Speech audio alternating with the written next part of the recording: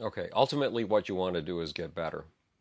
And this goes back to the second rule of science. Look at things right under your nose. You want to solve your own problems. It doesn't matter who has what theory about what, which means you need to try things. I have a friend right now who's in incredible pain. She's never been anything like it. She's never experienced anything like it in her life. She has a burning sensation in her mouth. She needs to get rid of it somehow. I have a cousin who has founded a drug company. He used to be head of research and development for Ross Wyatt Labs or something of the sort, and he's brilliant. He has a over-the-counter remedy that works for burning.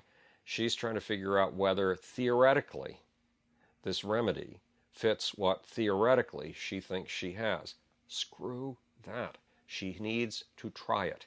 If it works, it works. If it doesn't work, she can throw it away and never use it again. But the more things you try, the more likely you are to come across the thing that works for you. The other thing about looking at things right under your nose is watch your body. Try to listen to what your body is saying to you. One of the first symptoms of CFS is insomnia.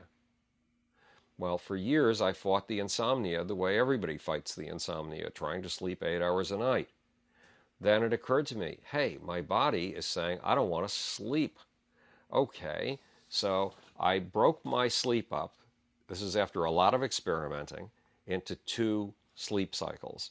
I sleep 4 hours during one period of the day and another 4 hours during another period of the day.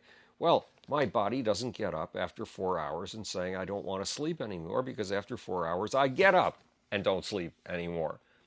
And by the time I get to sleep the second time, my body is tired. My routine, what got me out of this, is very complicated. I don't know if it will work for anybody else, but I take about 27 different medications.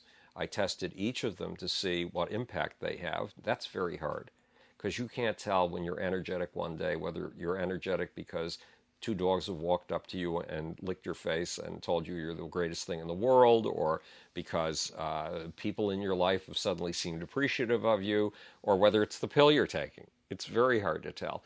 But there are some drugs that have made all the difference. One of them is I give myself an intramuscular injection every single day. A vitamin B12, which is a pepper upper. It's the injectable form is called cyanocobalamin. Of oxytocin, which is a bonding hormone, and works on the stress handling system I was talking about. And oxytocin, and half a cc of magnesium. That's not an easy thing to take a shot every single day, but hey, it's a hell of a lot better than not being able to get out of your own bedroom. Before I started taking this, the thing that helped with my incredible stress levels was Valium.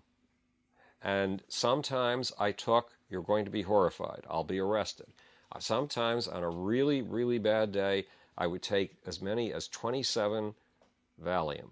And all it would do is get me back to something that resembled normal. It wouldn't even slow me down. It wouldn't make me tired. Well, shortly after that, that was probably around 1998, 2000, there was an article, a cover story on the Journal of the American Medical Association. It was about a study that showed that patients with serious chronic diseases, you could use vast overdoses of some drugs, and again, they would just bring the patient to normal. No, kids, do not try this in your spare time at home. And work with your doctor, even though your doctor's a fucking idiot. So a good-hearted idiot, or he wouldn't have gone into medicine. At any rate, I divide my schedule as I get up at 8 o'clock in the morning. I listen to books and magazines while I'm taking a bath. I do exercise. Do not exercise if you have CFS, except by working up in very, very small amounts. One of the things with CFS is, if you're a person who's always prided himself on breaking through boundaries, now's your time to do the opposite. Find the boundaries before they show any signs of existing.